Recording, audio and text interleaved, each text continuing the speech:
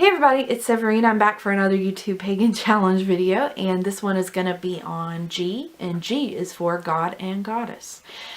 So, I do not actually have what are considered probably superbly well-known deities. If you guys can see in the background, there's a lot of peacock imagery going on. So, I think I've probably talked about this a little bit before, that I went to a pagan store. My friend knew how much I loved peacocks, Firechild, and she handed me a piece of peacock ore, and these two ladies said, "Oh, are you interested in Hera? Because the peacock is typically representing Hera." And I was like, I don't know, because I mean, typically she's seen as sort of this goddess of motherhood and things like that, and you guys don't know me, but I'm not really what I would consider a nurturing, motherly type person. I can be, but I don't intend on like having kids or anything like that. So, although the conversation certainly didn't lead to me feeling a calling to Hera, it did start a conversation of, you know, I wonder if this is a deity thing. And why it started the conversation was I've literally always had a connection to peacocks. The lamp that you see in the background, right here. So that particular lamp I bought recently because when I was a little girl, my mom bought me a lamp just like it, a fiber optic peacock lamp. When I was little, and well, alright guys, I have some childlike qualities. So I have kind of sort of a fear of the dark, like the pitch dark. I can sleep in the dark, but my imagination kind of runs wild with me, and I sort of get a little bit scared and paranoid. So I like to have some form of light. It's just comforting. And so my mom always had like a night light or something in my room, and eventually that peacock lamp came to be. So there's always been a peacock, and I sort of realized that in a way my deity Melik Taus has always been with me, and I just haven't realized it. But what came to be is I was like, I'm gonna look into this. There's gotta be something to this, because I just don't feel that this is a coincidence at this point, that I keep coming across peacocks all the time, you know, like all the time, and I love them, so I mean I'm always glad to see them, but it's like all the time they're always there. So anyway, I was doing research and looking into different deities that are associated with peacocks or whatever, and one thing too that I was doing around the same time was coming up with my magical name, which is Severine Nocturne. And the numerology for that is the number 9. And that is how I was told is one way to find your magical name, if you know. And you should always go with whatever you feel like, you know, intuitively you should go with. But for me, I thought, oh, this will be really cool. And Severine has always been like, you know, it's been following me around for years. I like that name a lot.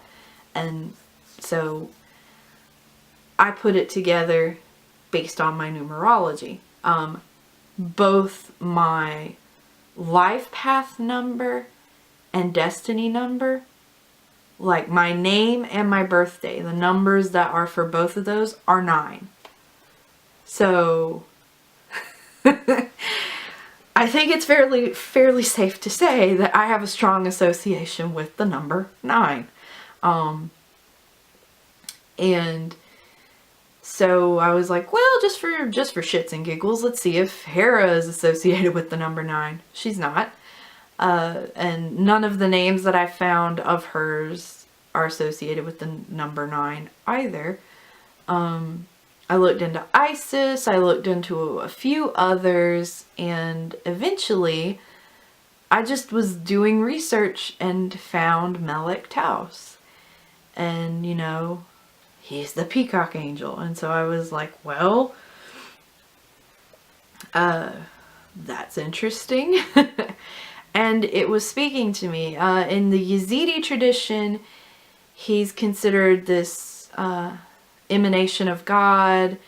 His story is probably very similar if you guys have ever heard the story of the fall of Satan. And I just say that because like it's probably the closest you would know as far as like without looking it up. He sort of told God that he didn't feel like humans were worthy.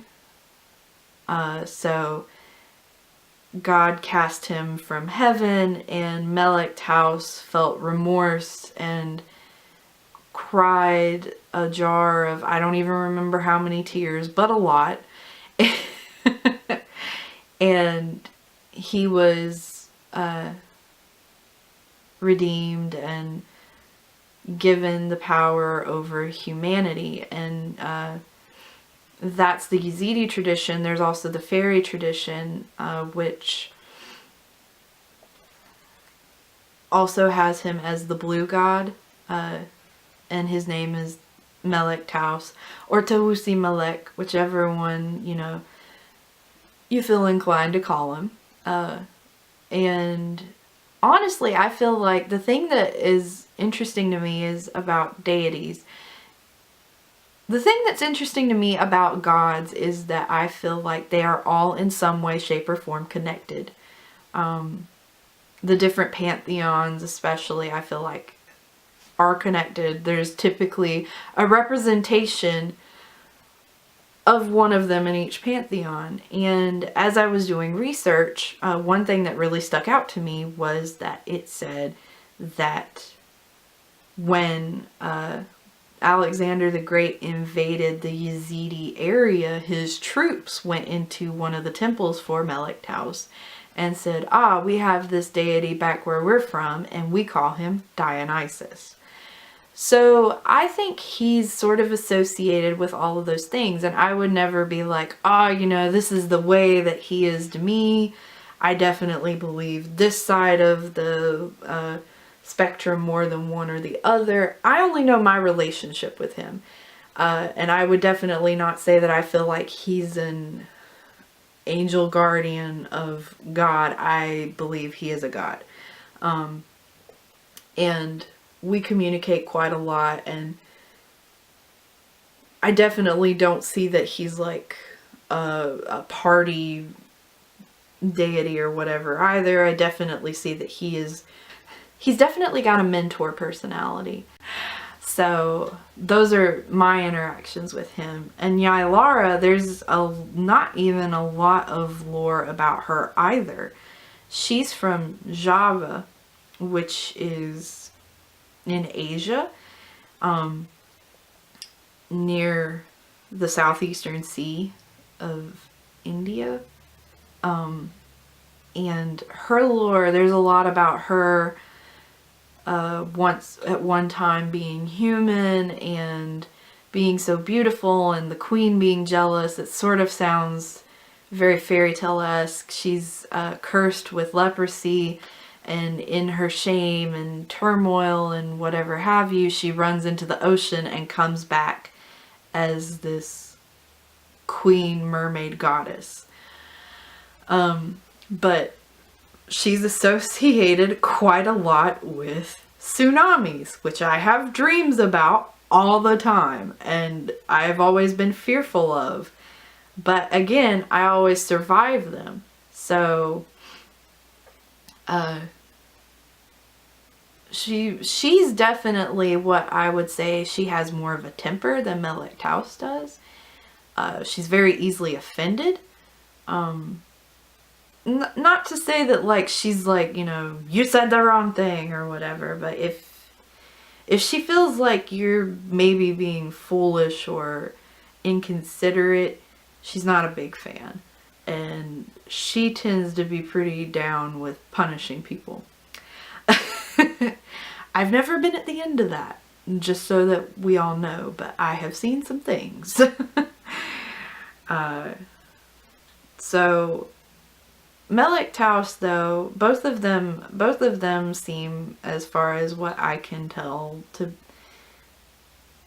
be different sides of things that I need in my life too. You know, it's not just about, I wouldn't say that I am a worshiper of deity. I'm more of a teach me, I want to learn, and we have a relationship, you know, and it's not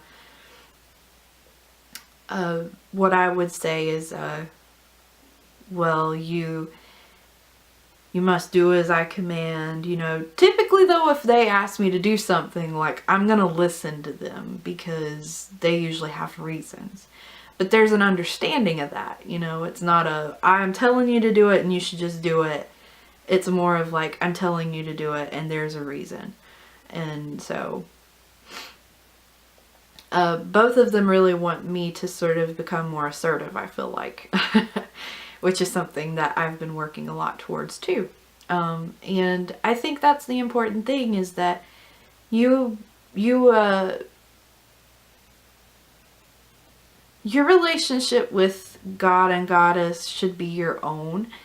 And if you feel like you should be doing these things to honor them or whatever have you, then you should. And I do have a lot of imagery up to honor them. I typically during spell work write notes to both of them telling them thank you for helping me in this or whatever have you, because sometimes I feel like, you know, writing is the way that I really get out what I want to say to them. It's a very clear form of communication for me.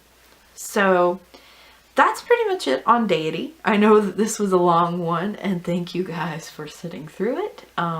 I really enjoyed doing this one, and I'm looking forward to seeing you guys in the next video.